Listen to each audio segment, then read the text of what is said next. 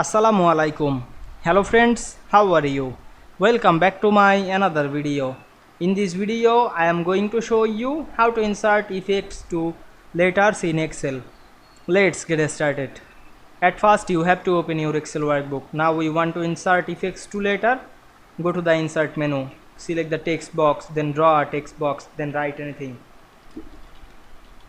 Then select the text, click and drag on our mouse and increase the font size.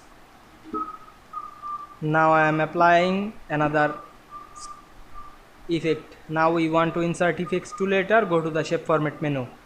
Now I am select the text effect option. You can add shadow, otherwise you can add reflection or add more style or more thing. Now we can see we add or insert effect to letters easily. I hope you enjoyed my video. Please like, comment, share and subscribe my channel. Thanks for watching.